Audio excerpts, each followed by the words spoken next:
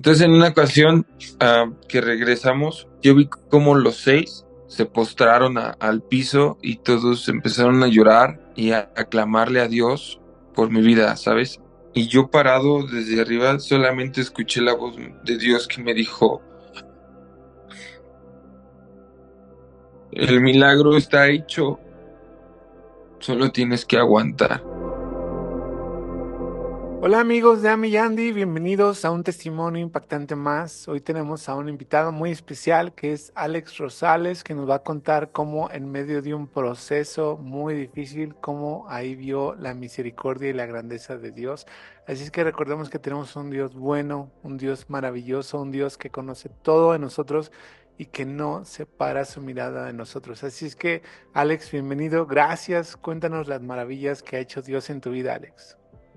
Gracias, muchas gracias, Paz. Pues muchas gracias por este tiempo, por este espacio y gracias a Dios. Pasé por una situación muy fuerte que fue el cáncer. En contexto, el por qué viene este trato hacia mi vida a través del cáncer o por el cáncer. Yo era una persona demasiado orgullosa, soberbia y creía que yo lo podía hacer todo en mis fuerzas, que todo funcionaba porque pues yo era el superhombre y el que lo hacía y el que se enfrentaba a todo mundo y una persona muy agresiva, una persona detestable a veces. Yo creo que caía muy gorda o muy gordo a mucha gente, les caía muy mal porque económicamente me iba muy bien en ese momento, me iba muy bien económicamente. Entonces era muy soberbio, incluso llegaba a humillar a la gente, ¿sabes? Pues yo creo que Dios tuvo misericordia de mí mucho tiempo, años. Llegué a pensar que el negocio giraba por mí, que si las cosas salían bien era por mí, o sea, de verdad era una persona muy soberbia. Entonces, empecé a tener un enfoque diferente a lo que es la palabra de Dios, a servir, a usar el, el, el los recursos y todo eso para la obra de Dios. Y aunque a veces lo usaba, siempre era pararnos el cuello. Esto fue por mí, esto fue porque yo lo hice y yo estoy haciendo y yo voy y yo doy y yo, en fin, un 9 de abril, me acuerdo que tuve un dolor muy fuerte. Era demasiado doloroso. A mí me dio cáncer testicular. Entonces, esa noche me dolió mucho y no quería ir por el tabú, ¿sabes? El tabú de que, ay, como un hombre se va a ir a revisar y, en fin, como no aguanté más el dolor, fui en la noche con un médico y el médico me dijo, pues me empezó a revisar y me dijo, mira, si es lo que yo estoy pensando, vas a tener temperaturas en las noches, exceso de cansancio. Y le dije, Doc, pero todo eso que me dice lo estoy teniendo, o sea, todas las noches tengo sudoraciones, calentura, exceso de cansancio. Y me dijo, bueno, entonces es un 95% tienes cáncer. En ese momento me quedé así de, ¿qué pasó? ¿Qué hice mal, no? Y yo también me preguntaba, ¿qué hice mal? Le dije, ¿pero cómo que tengo cáncer? Me dijo, sí, pues es que tienes todos los síntomas. Pues no me deja más que decirte que tienes cáncer. Te voy a mandar a hacer unos estudios. Fue un jueves en la noche y viernes, sábado y domingo hice estudios. En ese momento fue recordar y decir, qué va a pasar de mí, ¿no? ¿Qué va a pasar con mi hija? En ese momento yo estaba casado, que realmente es un testimonio muy grande por el cual Dios me ha tratado, pero el principio fue el cáncer. Entonces, yo tengo ahorita una niña de 11 años, en ese entonces tenía 5 años, se llama Sophie, y decía, ¿qué va a pasar con mi hija? ¿Qué va a ser de ella? ¿Cómo va a crecer sin su papá? Y la gente no creía que yo estaba cansado, que tenía esos síntomas, sino pensaban que yo no quería ir a trabajar, ¿sabes? Pues bueno, empiezo a hacerme mis estudios y me hacen un ultrasonido y me dicen, sí, efectivamente es cáncer y es maligno. Dije, wow. Luego una tomografía en donde me dicen, no, pues es que tú tienes el cáncer en el testículo del tamaño de mi puño, ya era así, ya estaba así del tamaño de mi puño. Y después en los ganglios acá atrás por donde está el riñón estaban inflamado y nódulos pulmonares, muchos nódulos pulmonares. Dije, bueno, pues hasta que el doctor me vea, ¿no? Ya el lunes, después de todos los estudios, el lunes llego con el doctor y le digo, bueno, estos son mis estudios, estos son mis resultados. Me dice, sí, pues sí, tienes cáncer. Tu cáncer se arraigó en una de las principales venas, que era la aorta, me parece. Entonces el cáncer se regó a todo el cuerpo. En ese momento el doctor me dijo, pues no creo que haya mucho que hacer. O sea, en pocas palabras me dijo, te vas a morir. Sí, así fue muy impactante para mí, fue muy sorprendente, fue demasiado sorprendente en ese momento. Y dije, bueno, pues ya, pues si hasta aquí llegué, me dijo, te tengo que operar, te lo voy a retirar. Igual y tal vez con quimioterapias, pues igual te salves, pero así como lo tienes ya en los pulmones y pues sí lo tienes como que un poco regado, pues no creo que haya mucho que hacer. Le dije, ok, pues opéreme. Lunes 13 de abril me opera. Salgo de la operación, me recibe en ese entonces el pastor JC Marker. Me dijo, ya estás aquí. Y lo primero que le dije fue, valora a tu familia porque no sabes qué va a pasar de ti el día de mañana. Yo con anestesia, no sé por qué le dije eso, pero bueno, se lo dije y empiezo a recuperarme favorablemente de la operación. Y en ese momento lo único que quería era vivir.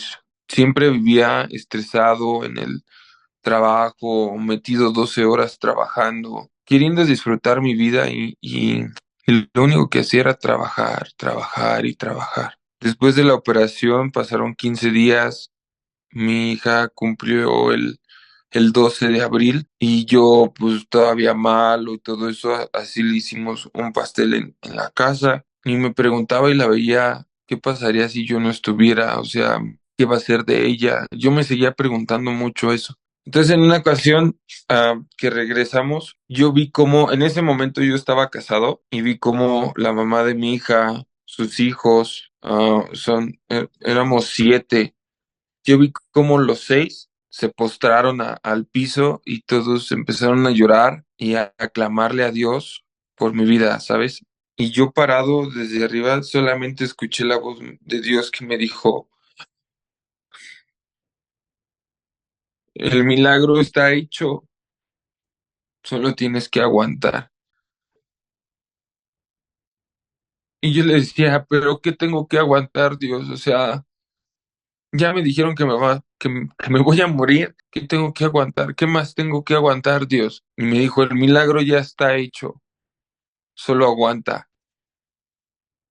Y dije, ok, pues vamos a ver qué pasa. Yo me fui a Cancún, me fui a disfrutar, empecé a vivir mi vida, empecé a ver la vida de otra forma, porque yo supuestamente iba a morir. Dije, no, pues voy a disfrutar el tiempo que me quede, lo voy a disfrutar.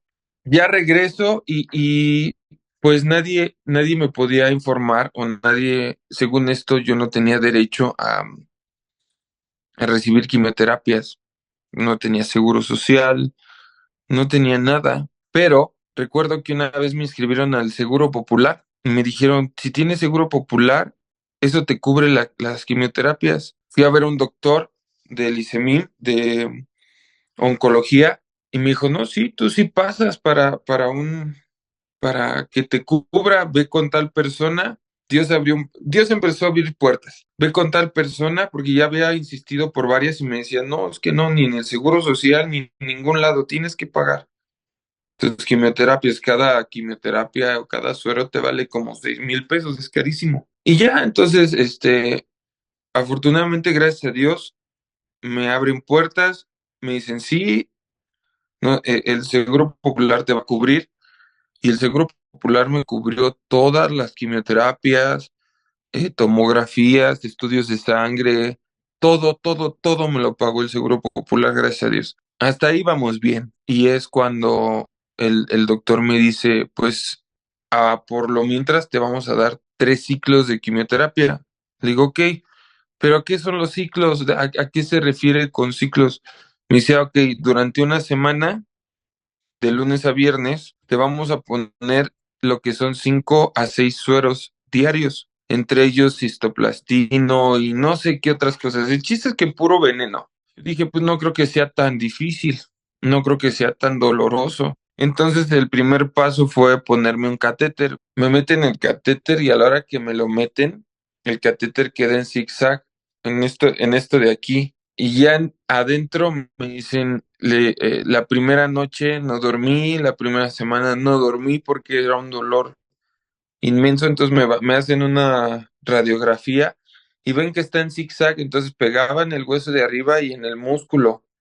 En vez de entrar recto, entró en zigzag, lo que provocó que este músculo se me atrofiara y los 6 meses o el tiempo que duró la quimioterapia fue con dolor. Todo fue dolor, dolor, dolor, dolor. Aparte de la quimioterapia, me acostumbré a vivir con ese dolor. Y empieza el primer ciclo de quimioterapia. Y yo siempre fui un hombre que decía, no, yo puedo solo, yo no necesito de nadie para hacer las cosas, yo no necesito de tal o cual persona.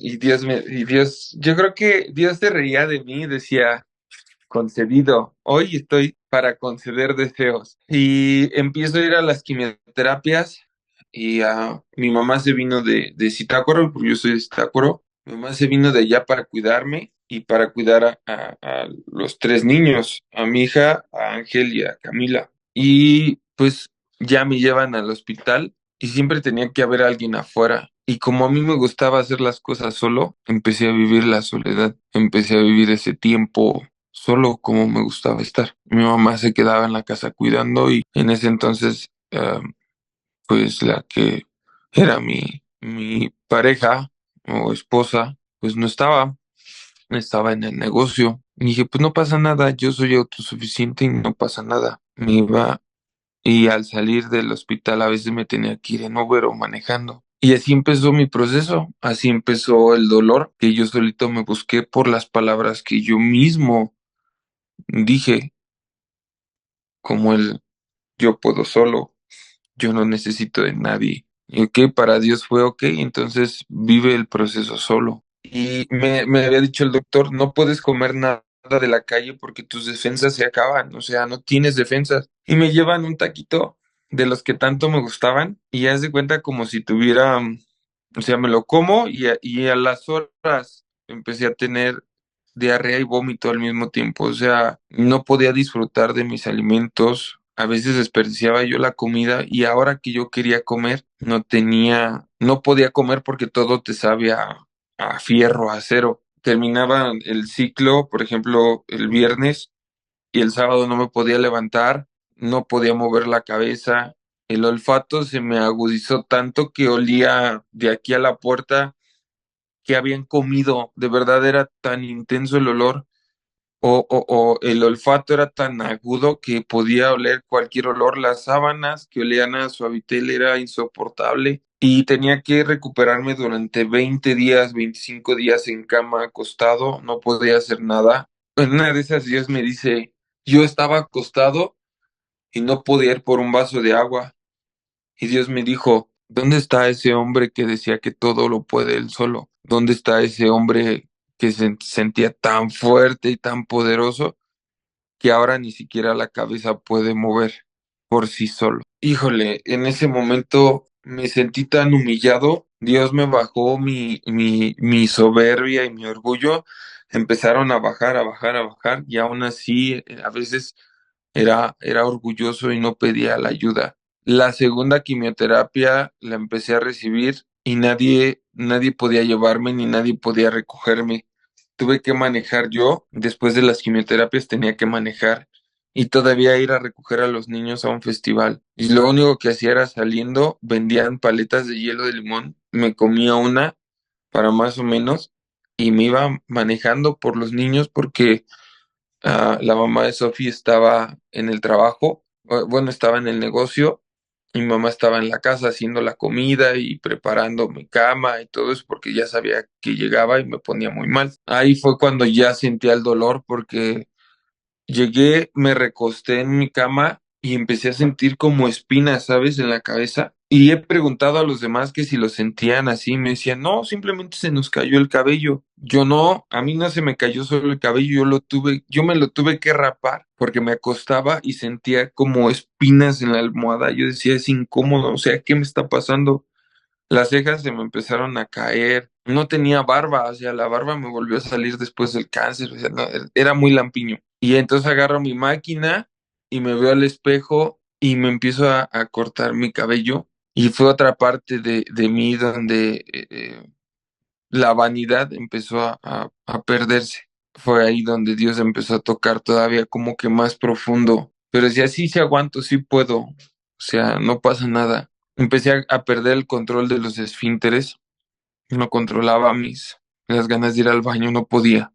Las náuseas, los vómitos eran aún más fuertes. Y en ese momento la gente que más daño le había hecho, hubo una persona, se llama Chava, no lo quería, no nos llevábamos, yo lo trataba muy mal, pero él empezó a conocer de la palabra y empezó a asistir a Cristo Vive. Entonces yo estaba acostado una vez y fue a visitarme y nos llevábamos y en eso agarra y se hinca y toma tantita crema, se hinca y a la persona que yo más desprecié me empieza a sobar los pies, ¿sabes? Me empieza a sobar los pies y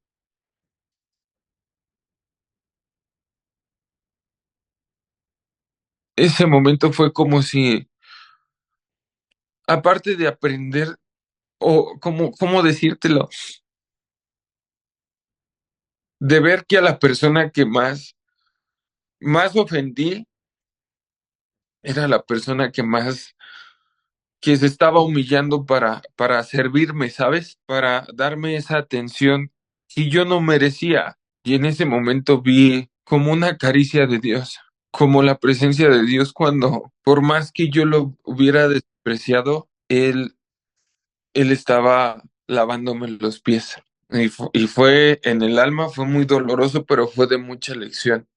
Ahí aprendí a no humillar a la gente porque realmente nunca sabes cuándo vas a necesitar de alguien o quién te lo va a brindar. A los 2 días quedo paralizado en mi cama porque hice un coraje muy fuerte, seguía de enojón, ¿tú crees? O sea, aún estando en ese momento yo seguía de enojón. Entonces, por la quimioterapia, la medicina, quedo paralizado y no puedo mover ni siquiera la cabeza, solo podía mover los ojos, no podía ni hablar. A las 12 de la noche llegó mismo Chava y el pastor Yoshimar Mora y yo pesando 115 kilos, entre los dos me bajaron, me subieron a una camioneta y me llevaron hasta el hospital para que me checaran y me dijeron es que no podemos hacer nada porque tiene las defensas bajas, está pasando una quimioterapia, solito tiene que relajarse el cuerpo. Pero yo había hecho un coraje muy fuerte y no quería perdonar. Cuando yo le digo a Dios,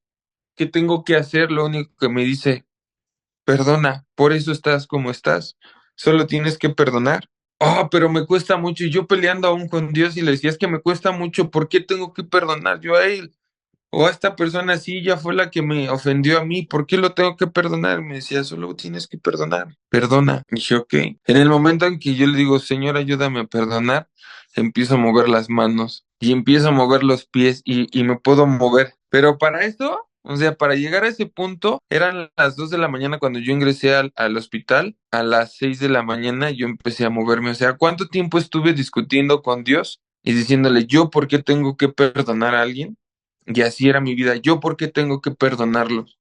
¿Yo por qué tengo que perdonarlos? Entonces ya como a las 6 de la mañana empiezo a moverme otra vez y pude salir caminando al hospital. Pero hasta que no decidí yo perdonar, ya entró al último ciclo y era ya tanto el dolor, era tanto ya el cansancio que yo tenía que le dije a Dios, yo no sé por qué estoy aquí, pero sí te voy a decir algo. Le dije, o me sanas o me matas, pero ya no quiero sufrir. Ya me cansé de estar sufriendo, ya no puedo. Y llorando se lo dije, ya no puedo.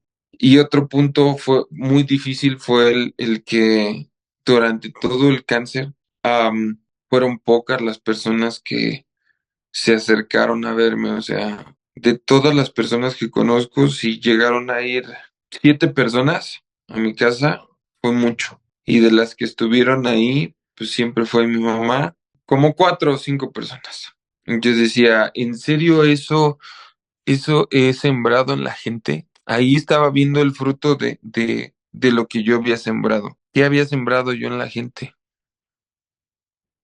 Nada, ni siquiera amor, ni siquiera una atención, o sea, nada, porque yo pensaba que no necesitaba a nadie. Y al final, cuando voy al hospital, y ya me pasa el doctor y me dice, era un 3 de septiembre, mi cumpleaños es el 9 de septiembre, y yo lo tomé como un regalo de Dios, ¿sabes? Porque estábamos a nada de mi cumpleaños, y me dice, pues, ¿qué crees? Que tus análisis, tus niveles cancerígenos están en cero. El cáncer desapareció de los pulmones, el cáncer desapareció de los ganglios linfáticos, ya no tienes cáncer. Y en ese momento me recordó esas palabras que Dios me dijo, el milagro ya está hecho, solo aguanta, solo espera. Cuando yo escuché que ya no tenía cáncer, regresó a mí las ganas de vivir, pero la lección más grande que aprendí, empecé a dejar de pelear con la gente. Empecé a despreocuparme más de estar afanado por dinero, por una posición, y empecé a querer más a la gente. Y empecé a tener una relación con Dios tan agradable. Recuerdo que una vez que estaba acostado me dijo, lo que quiero es que vayas y evangelices, porque la gente no quiere evangelizar, quiero que vayas tú y evangelices. Y eso ahorita se me vino otra vez a la mente, ya no me acordaba de eso. Me dijo, quiero que vayas y evangelices. Y le dije, Dios, ¿cómo voy a ir a evangelizar si estoy en ese estado? Me dijo, en un tiempo lo harás. Dije, ok, pero siempre Dios me recordaba, ya te diste cuenta que no eres nada si no tienes salud. Si yo no permito que tengas salud, ya te diste cuenta que no eres nadie si no tienes salud, que si yo no permito que tengas salud, tú no eres nadie, por ti no te puedes ni siquiera valer si yo no te doy la salud. Y todo ese tiempo lo único que hacía ya en los momentos de reflexión era pedirle perdón a Dios y decirle, perdóname, ayúdame, restáurame y de verdad que te voy a servir